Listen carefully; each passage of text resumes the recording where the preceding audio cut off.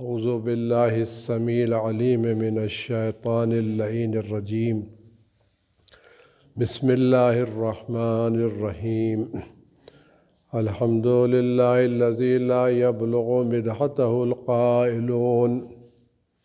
ولا یحصی نعماءہ العادون ولا یؤدی حقہ المجتہدون الذي لا يدركه بعد الهمم ولا يناله غوص الفتن جلت عظمته والصلاة والسلام والتحية والإكرام على البشير النذير السراج المنير الطهر الطاهر الدر الفاخر العلم الزاهر المنصور المؤيد الرسول المسدد سيدنا ونبينا بالقاسم محمد وعلى آله الطيبين الطاهرين المعصومين المظلومين الذين أذهب الله عنهم الرجس وطهرهم تطهيرا سيما على بقية الله في العالمين وخاتم أئمة المعصومين الكهف الحسين وغياث المستر المستكين ملجأ الهاربين وعصمة المعتصمين أرواحنا وأرواح العالمين لتراب مقدمه فداه عجل الله تعالى فرجه الشريف واللعنة الدائمة الباقية على أعدائهم وقتلتهم وغاصب حقوقهم أجمعين أما بعد يا عباد الله أوصيكم ونفسي بتقوى الله ألا وإن الدنيا قد أدبرت وعاظنت بوداع وأن الآخرة قد أقبلت وأشرفت باعتلاء ألا وإن اليوم المزمار وغدا السباق السبقة الجنة والغاية النار أفلا طائب من خطيته قبل منيته العامل لنفسه قبل يوم بوسه عزیزان گرامی، ایام سوگواری سید الشہداء حضرت امام حسین علیہ السلام اس سال کا محرم جن حالات میں گزرا، تاریخ میں ایسے حالات نظر نہیں آتے۔ بادشاہوں کے، حکمرانوں کے، بنی امیہ و بنی عباس کے، خلفاء کے مظالم، ان کی سختیاں، ان کی پابندیاں وہ ایک طرف، لیکن اس وقت جو چیزیں تھیں وہ ایک خاص علاقے سے مخصوص تھیں، وہ ساری دنیا سے مخصوص نہیں تھیں۔ ان لوگوں کے ہاتھ پیر کاٹے جاتے تھے جو کربلا جاتے تھے، یا کسی خاص علاقے میں خاص پابندی لگائی جاتی تھی، لیکن اس بلا نے پوری دنیا کو اپنے گھیرے میں لے لیا، اور دنیا میں کسی جگہ بھی ہم اس طرح سے عزاداری سید الشہداء نہیں کر سکے جس طرح سے ہر سال کرتے تھے۔ لیکن اس کے باوجود خداوند عالم کا لاکھ لاکھ احسان ہے، اور اس کے ولی حضرت حجت ابن الحسن عسکری صلوات اللہ السلام علیہ کی خاص عنایتوں کا کرم ہے کہ ان تمام مشکلات کے باوجود، تمام مسائل کے باوجود، تمام سختیوں پابندیوں کے باوجود عزائے سید الشہداء منعقد ہوئی، گھروں میں مجلسیں ہوئیں، گریہ ہوا، اور جو مراسم عزا ادا ہو سکتے تھے اس کی بحتی الامکان ادائیگی کی گئی۔ البتہ جو پابندیاں تھیں، ان پابندیوں کا مومنین نے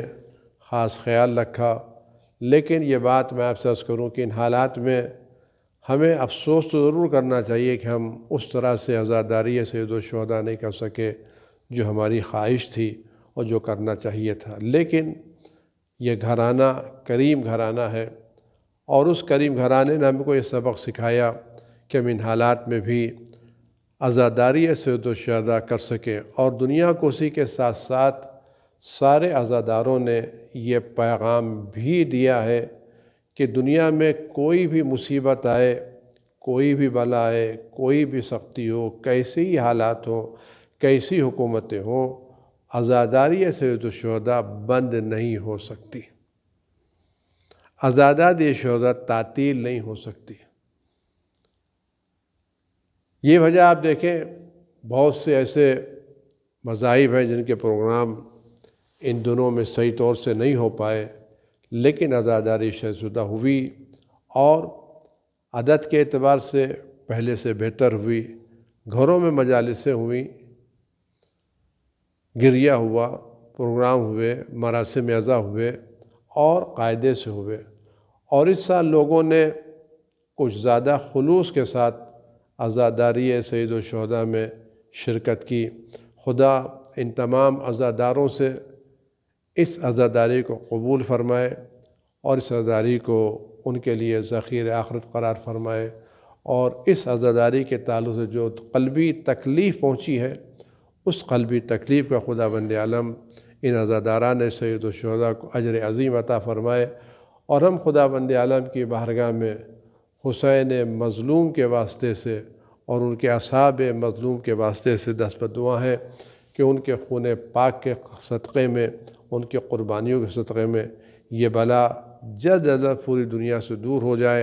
اور ہم 40 اسی شان سے منا سکیں جیسے پہلے مناتے تھے۔ اور اسے میں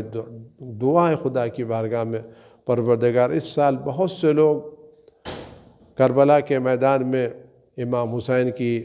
عزاداری سے، امام حسین کی زیارت سے روز عاشور محروم رہے۔ پروردگار یہ محرومی بس ختم ہونا چاہیے، اور اب ہم 40 اسی شان سے کر سکیں، اور 40 میں سارے لوگوں کو زیارت کی اجازت ملے، اور اسی شان و شوکت کے ساتھ ہم 40 سید الشہداء منا سکیں جیسے پہلے مناتے، بلکہ اس سے زیادہ۔ اور یقیناً اگر حالات ٹھیک ہو گئے، اور ہمیں امید ہے کہ امام حسین علیہ السلام کی عنایتوں سے، ان کے کرم سے، ان کی چیزوں سے چیزیں دور ہو جائیں گی۔ امام حسین کو خدا بند عالم نے طاقت دی ہے، قوت دی ہے، اختیار دیا ہے۔ ہم ان حالات میں میری گزارش آپ سے یہ ہے، اور بہت ہی مؤدبانہ، اپنی جو کوششیں آپ کی ہیں ان کوششوں کو جاری رکھیے، ان میں کوتاہی مت کیجیے، لیکن ان کوششوں کے ساتھ جو چیز اس بلا کو چشم زدن میں دور کر سکتی ہے وہ اہل بیت علیہ السلام کی عنایت ہے، اور خاص کر سید الشہداء امام حسین علیہ السلام کی عنایت ہے۔ روایت میں جملہ ملتا، آج یہ ساری وبا جو ہے، یہ پریشانی جو ہے، اس میں بخار ہے، کھانسی ہے، گلے کی تکلیف ہے، سانس کی تکلیف ہے، اور خاص کر بخار کو ایک مرکزی حیثیت حاصل اس بیماری میں کہ اس کو بخار آ جاتا ہے، لوگ اس سے ڈر جاتے ہیں، احتیاط کرنے لگتے ہیں، اور طرح طرح کی باتیں کرنے لگتے ہیں۔ لیکن اگر ہم اس سلسلے میں سید الشہداء حضرت امام حسین علیہ السلام کی بارگاہ میں رجوع کریں اور دل کی گہرائیوں سے ان سے توسل کریں، دل یعنی واقعاً ہم امام حسین سے توسل کریں، امام حسین کو پکاریں، دل کی گہرائیوں سے پکاریں، صرف نام لینے کے لیے نہیں، خانہ پوری کرنے کے لیے نہیں، بلکہ باقاعدہ پکاریں۔ کیوں؟ اس لیے کہ امام حسین علیہ السلام کے واقعے میں ایک واقعہ ملتا ہے کہ آپ ایک شخص کی، اپنے ایک صحابی کے، اپنے ایک دوست کی عیادت کو تشریف لے گئے۔ یہ وہ شخص تھا جو مدتوں مہینوں سے بخار میں مبتلا تھا، اس نے علاج کیا، دوائیں کیں، مختلف حکیموں کو، طبیبوں کو دکھایا، لیکن اس کے مرض میں کوئی افاقہ نہیں ہوا اور کوئی بہتری نظر نہیں آئی، بلکہ مرض بڑھتا گیا، اور سارے علاج کر ڈالے، جتنے بھی علاج ممکن تھے، جتنی بھی احتیاطات ممکن تھیں، وہ ساری احتیاطیں کر لیں، سارے علاج کر لیے، لیکن پھر بھی مرض میں کوئی کمی واقع نہیں ہوئی، اور بخار کسی طرح سے کم نہیں ہوا۔ حضرت سید الشہداء امام حسین علیہ السلام اس شخص کی عیادت کو گئے۔ جب اس شخص کی عیادت کو گئے تو جیسے ہی آپ نے اس شخص کے گھر میں اپنا قدم مبارک رکھا، زبان صرف ادھر آپ نے اس شخص کے گھر میں اپنا قدم مبارک رکھا اور اس کے پاس گئے، اس کا بخار اتر گیا۔ اس نے کہا مولا میں اتنے مہینوں سے اس بخار میں پریشان تھا، بخار اتر نہیں، میں دوائیں کی، علاج کی، لیکن اس کے باوجود بخار نہیں۔ آپ نے قدم رکھا، آپ کے قدم کی برکت سے یہ میرا بخار فوراً ہی دور ہو گیا۔ کیا آپ نے اہتمام نے فرمایا، کیا مجال تھی کہ میں کہتا اور یہ بخار نہ اترتا؟ کون سی ایسی چیز ہے جو اس دنیا میں ہمارا کہنا نہیں مانتی؟ اور وہ کون سی ایسی چیز جو ہمارے اختیار میں نہیں ہے؟ کون سی ایسی چیز جو ہمارے اختیار ہے؟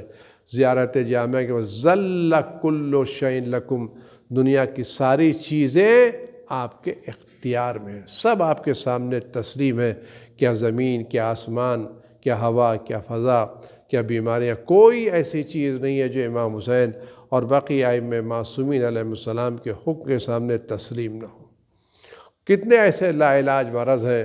جن کو کہیں شفا نہیں ملتی، بارگاہ امام حسین نے اور یہ باقی ائمہ معصومین کی بارگاہ میں شفا مل جاتی ہے۔ تو ان حالات میں اگر ہمارا دل دکھا ہوا ہے، اور یقیناً دل دکھا ہوا ہے، اور ہم چاہتے ہیں کہ بقیہ ایام اعزاء جو باقی رہ گئے ہیں ہم اس پہ قاعدے سے عزاداری کر سکیں، سینہ زنی کر سکیں، مجلسیں برپا کر سکیں، تو اپنی کوششوں کے ساتھ ساتھ ہم واقعاً دل کی گہرائیوں سے، سچے دل کے ساتھ، پاکیزہ نیت کے ساتھ اپنے امام حسین علیہ السلام سے رجوع کریں، ان سے توسل کریں، استغاثہ کریں، ان کو ان کے اجداد کا، خاص کر جناب زہرا سلام اللہ ان کی والدہ گرامی کا واسطہ دے۔ یقیناً ایک عنایت امام حسین کی ہماری ساری بلاؤں کو چشم زدن میں دور کر دے گی۔ امید ہے کہ ہماری توسلات، ان توسلات میں زیارت عاشوراء اور خاص کر ذکر سید الشہداء صلوات اللہ سلام علیہ، آپ یقین جانیے دعاؤں کی قبولیت کے لیے سب سے مؤثر چیز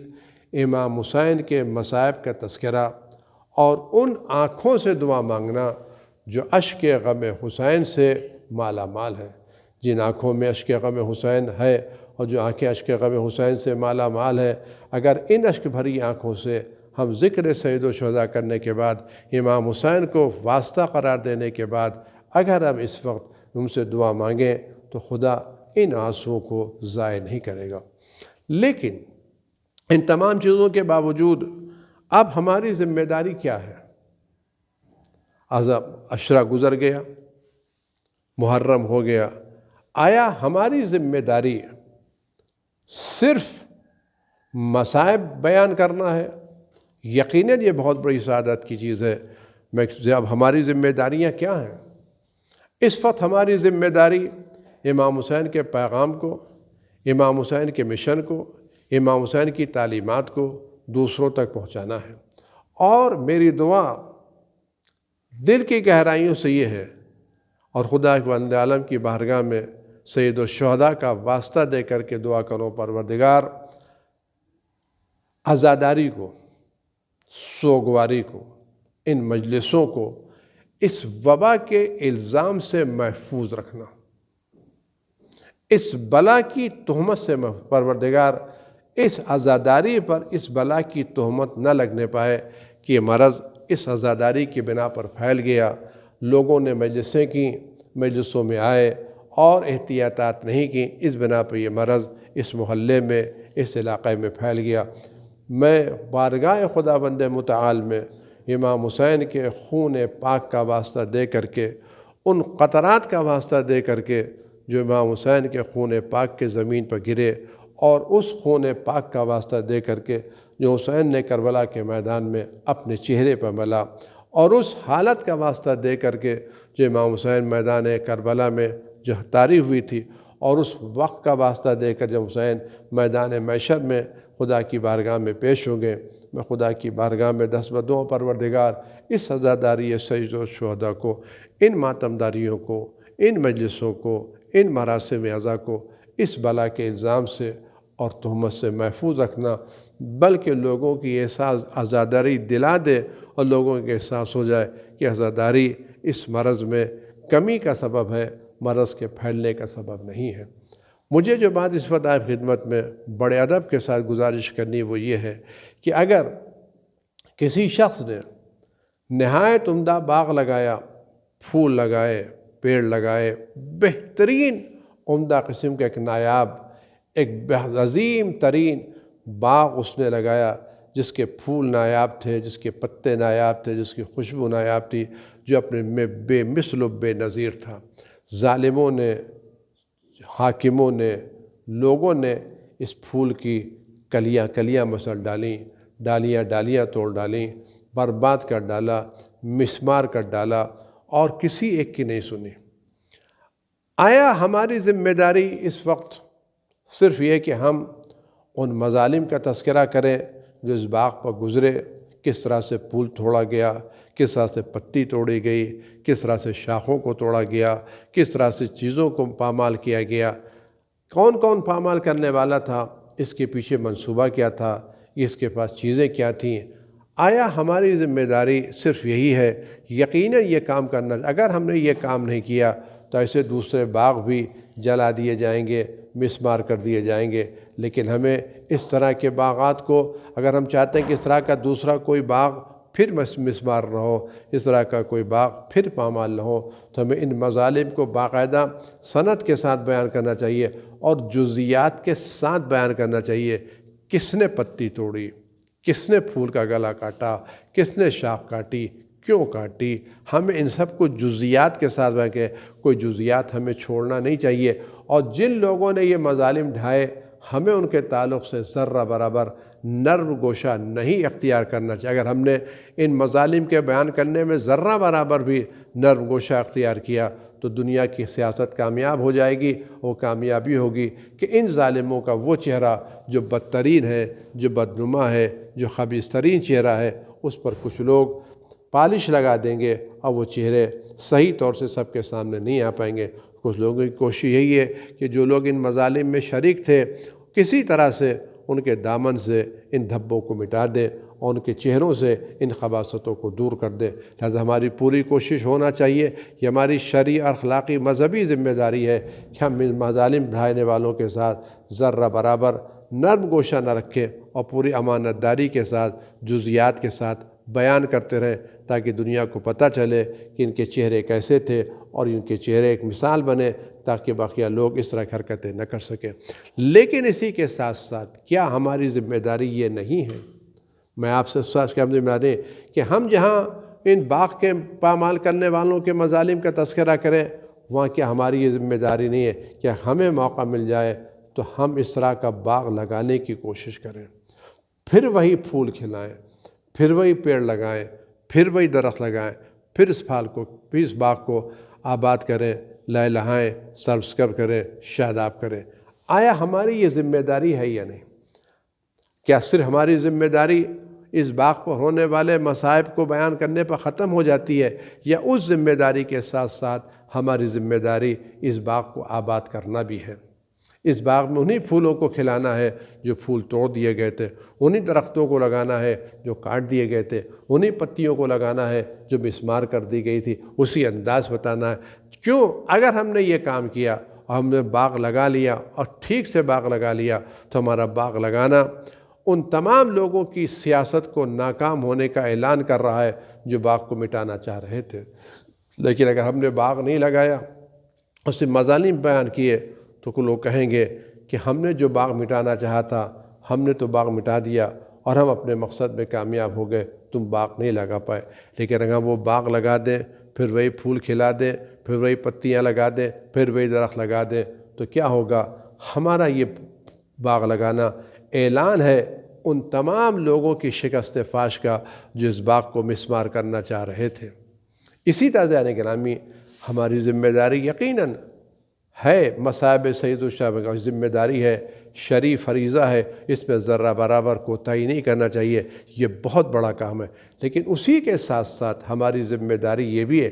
ہم ان تعلیمات کو بھی زندہ رکھیں جن تعلیمات کے لیے امام حسین نے جان دی تھی اور جن تعلیمات کو لوگ مٹانا چاہتے تھے۔ میدان کربلا میں لوگ کیا کرنا چاہتے تھے؟ لوگ تصور توحید کو مٹا رہے تھے، تصور نبوت کو مٹا رہے تھے، اخلاقیات کو پامال کر رہے تھے، احکام کو پامال کر رہے تھے، پورے دین کو مٹانا چاہتے تھے۔ اس زمانے میں ایسا نہیں تھا کہ کربلا کے میدان میں نماز پڑھنے والے نہیں تھے، قرآن پڑھنے والے، نماز پڑھنے والے بھی تھے، قرآن پڑھنے والے، لیکن وہ نمازیں تھیں جس میں روح نماز نہیں تھی، وہ قرآن تھا جس میں روح قرآن نہیں تھی، وہ دین تھا جس میں روح دین موجود نہیں تھی۔ ایک خالی ڈھانچہ تھا جو کربلا میں دشمنان اہل بیت انجام دے رہے تھے۔ امام حسین کے پاس جو افراد تھے، ان کے پاس جو نمازیں تھیں، اس میں زندگی تھی، روح تھی، حیات تھی، ان چیزیں دوسری تھیں۔ لہٰذا ہماری اس وقت ذمہ داری یہ ہے کہ ہم جہاں ان مصائب کا تذکرہ کریں، وہ ان تعلیمات کو بھی اپنے معاشرے میں، اپنے گھر میں، اپنے ماحول میں، اپنے لوگوں کے ساتھ زندہ رکھیں، تاکہ ہم بتا سکیں یہ تعلیمات امام حسین آج بھی زندہ ہیں۔ یہ تعلیمات کیا ہیں؟ یہ دین کی تعلیمات ہیں۔ یہ تعلیمات کیا ہیں؟ اخلاق کی تعلیمات ہیں۔ تعلیمات کیا ہیں؟ کردار کی تعلیمات ہیں۔ کیا اگر آج ہم اپنے بچوں میں واقعہ کربلا سنانے کے بعد کربلا کے ساتھیوں کا، کربلا کے جاں بازوں کا اخلاق پیش کریں اور اپنی نسل نو کو ان اخلاق پر تربیت کریں، تو کیا یہ امام حسین کے ساتھ خراج عقیدت نہیں ہے؟ آج ہماری عورتوں کی ذمہ داری کیا نہیں ہے؟ جس طرح جناب زینب نے امام حسین کی قربانی کو بچایا، دین کو بچایا، اسی طرح سے ہمیں بھی اس وقت دین کو بچانا ہے، تعلیمات کو عام کرنا ہے۔ اور اس وقت ہمیں اس انداز سے ان واقعات کو آگے بڑھانا ہے۔ جو 10 دن گزر چکے ہیں، ان واقعات کو ہمیں اس طرح سے استفادہ کرنا ہے کہ جن لوگوں نے، میں بڑے ادب سے، جن لوگوں نے ان ایام میں ہمیں کھلی آزادی نہیں دی، ہمیں اس طرح سے حسن اخلاق سے پیش آنا ہے کہ خود ان کو شرمندگی محسوس ہو کہ ہم نے غلط فیصلے لیے تھے۔ یہ اہل بیت کا کام ہے۔ ہم ان کو نہ سجھائیں، بلکہ ہم اتنے حسن اخلاق سے اور اس طرح کی سیرت کو اختیار کر کے پیش کریں کہ سب کو یہ احساس ہو یہ فیصلے غلط تھے۔ اگر ہم یہ کام کرنے میں کامیاب ہو گئے تو ہم نے حسین کا پیغام دوسروں تک پہنچا دیا۔ آج کیا تھا؟ واقعہ کربلا کے بعد جن لوگوں نے امام حسین کا ساتھ نہیں دیا، کیا کسی نے کہا کہ تم نے غلط کام کیا؟ نہیں، ان کو خود احساس ہوا کہ ہم نے یہ کام غلط کیا، اور اس احساس کے بعد ایک جماعت تئی، اس کا نام تھا توابین، توبہ کرنے والوں کی جماعت۔ تو اس وقت ہماری ذمہ داری تعلیمات اہل بیت کو، تعلیمات امام حسین کو دوسروں تک پہنچانا ہے، اور دوسروں تک پہنچانے سے پہلے خود اپنی زندگی میں اس پر عمل کرنا ہے۔ ہمیں ایسا حسینی معاشرہ تیار کرنا ہے، حسینی سماج تیار کرنا ہے، جس سماج کا بنیادی مقصد دین ہے، توحید ہے، نبوت ہے، اور اسی کے ساتھ ساتھ آج کے زمانے میں جو میں بات بڑے ادب سے کر رہا، اس سے پہلے بس کر چکا ہوں، وہ چیز جو واقع کربلا کے رونما ہونے کا اہم سبب قرار پائی ہے، جس کے بنا پر واقع کربلا رونما ہوا، وہ امامت کے اس تصور کو مٹانے کی بنا پر تھا جو خدا اور رسول نے پیش کیا تھا۔ امامت کا وہ تصور جو خدا اور رسول نے پیش کیا تھا، اگر امت اسلامیہ نے امامت کے اس تصور کو جو خدا اور رسول نے پیش کیا تھا کہ زندہ رکھا ہوتا اور اس کی ترویج کی ہوتی، اس کے لوگوں کو دعوت دی ہوتی، تو واقع کربلا ہرگز رونما نہیں ہوتا۔ واقع کربلا کے رونما ہونے کی ایک اہم وجہ امامت کے اس تصور کو مٹا دینا تھا، تحریف کر دینا تھا جو تصور امامت خدا رسول نے پیش کیا تھا۔ لہذا اگر ہم یہ چاہتے ہیں کہ لوگوں کو خود احساس ہو جائے کہ یہ فیصلہ یزید نے کیا تھا غلط تھا، ہماری ضرورت ہے ہم اس وقت پوری طاقت کے ساتھ، پوری دیانتداری کے ساتھ، صحیح روایتوں کی بنیاد پر لوگوں کے سامنے عقیدہ امامت کو پیش کریں، اور یہ بتائیں کہ امام حسین امام وقت تھے، حجت خدا تھے، ان کے خلاف آواز اٹھانا تو درکنار ہے، ان کے فیصلے پر دل میں بھی ذرا سی خلش محسوس کرنا بھی خدا کو پسند نہیں ہے۔ اعتراض کی بات نہیں ہے، امام حسین حجت خدا ہیں، ولی خدا ہیں، ان کے فیصلے پہ اعتراض کرنا تو درکنار ہے، ان کے فیصلے کے تعلق سے دل میں ذرہ برابر خلش بھی محسوس کرنا عقیدہ امامت کے خلاف ہے۔ اور اس کا عملی ثبوت کیا ہے؟ کربلا کا میدان، جس وقت خیموں میں آگ لگ گئی، بیویوں کے سر سے چادریں چھن گئیں، سارے خیمے جل گئے۔ یہ پڑھ دینا آسان ہے، لیکن بنی ہاشم کے غیرت داروں کے لیے یہ سننا کہ ثانیہ زہرا کے سر سے چادر اتر گئی آسان کام نہیں ہے۔ آپ یقین جانیں، بہادروں کے لیے اپنے بہادروں کا قتل دیکھ لینا آسان کام ہے، لیکن غیرت داروں کے لیے اپنی ماں بہنوں کا برہنہ سر ہونا، ان کا در در پھرایا جانا، لوگوں کو ان کا تماشا دیکھنا،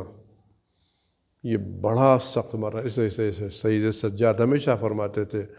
الشام الشام الشام۔ لیکن آپ دیکھیں تصویر میں، جب خیمے جل گئے، چادریں چھن گئیں، اور بیویاں ایک دوسرے سے لپٹی ہوئی تاکہ کسی نامحرم کے ان کے چہرے پہ نہ پڑنے پائے، اور جب آخری خیمہ جل رہا تھا اور ان قریب تھا بقیہ بیویوں پہ آگ لگ جائے، جناب زینب سید سجاد کے پاس آئیں، شانہ ہلایا، بیٹا خیمے جل گئے، پردے چھن گئے، چادریں چھن گئیں، ہم اس خیمے میں جل کے مر جائیں یا برہنہ سر باہر نکلیں؟ امام وقت نے آواز دی، پھر اماں جان کا بچانا واجب ہے۔ زینب نے ایک اعتراض نہیں کیا، کیونکہ امام وقت جانتی تھی سید سجاد کو۔ ساری بیویاں خیمے سے باہر نکل آئیں، یہ بتانے کے لیے دیکھو ہمارا کام جذبات کے تابع نہیں ہے، ہمارا کام امامت کے تابع ہے۔ ہم جذبات کے غلام نہیں ہیں، ہم امام وقت کے تابع ہیں۔ جو امام وقت ہم کو حکم دے گا ہم اس پر حکم کریں گے، چاہے ہمارے لیے یہ مرحلہ زندگی کا سب سے سخت مرحلہ کیوں نہ ہو، سب سے زیادہ سنگین مرحلہ کیوں نہ ہو، کیوں نہ ہم پر بات بوجھل ہو، لیکن ہمارا کام اپنی مرضی سے کام نہیں کرنا ہے، ہمارا کام امام وقت کی اطاعت کرنا ہے۔ اور کہتے بیویاں خیمے سے باہر نکلیں، لیکن کس انداز سے نکلیں؟ خدا کسی کے منظر نہ لکھا ہے۔ روایت میں ملتا ہے جب بیویاں خیمے سے باہر نکل رہی تھیں، اشقیہ چادریں چھین رہے تھے، گوشوارے چھین رہے تھے، دامن میں آگ لگا رہے تھے، تو بیویاں جب باہر نکل رہی تھیں تو ایک ایک بیوی اپنے کو جلتی ہوئی زمین پہ ڈال دیتی تھی اور اپنا چہرہ اس جلتی ہوئی ریت میں چھپا لیتی تھی تاکہ کسی نامحرم کی نظر ان بیویوں کے چہرے پر نہ پڑنے پائے۔ جب تک بیویوں کا ہاتھ کھلا ہوا تھا، بیویوں نے اپنے چہرے ریگ گر میں چھپا لیے تاکہ ظالموں کی نظر ان کے چہرے پر نہ پڑے۔ لیکن اس وقت بیویاں کیا کرتیں؟ جب بیویوں کے ہاتھ گردن کے پیچھے سے باندھ دیے گئے تھے، اب بیویوں کے پاس سوائے صبر کے کوئی چارہ نہیں تھا۔ خدا بند عالم ہم سب کو امامت کی معرفت عطا فرمائے اور امام حسین کی تعلیمات کو عام کرنے کی توفیق عنایت فرمائے، اور اس بلا کو جلد از تمام مومنین سے، عزاداروں سے دور فرمائے، اور اس عزاداری کو اس بلا کی تہمت الزام سے محفوظ رکھے۔ خدا جلد از جلد اس بلا کو دور کرے اور ہمیں ان ایام میں امام حسین کی تعلیمات کو، ان کے مشن کو، ان کے پیغام کو دوسروں تک پہنچانے کی بہترین اور برترین توفیق مرحمت فرمائے۔ والسلام علیکم ورحمۃ اللہ وبرکاتہ۔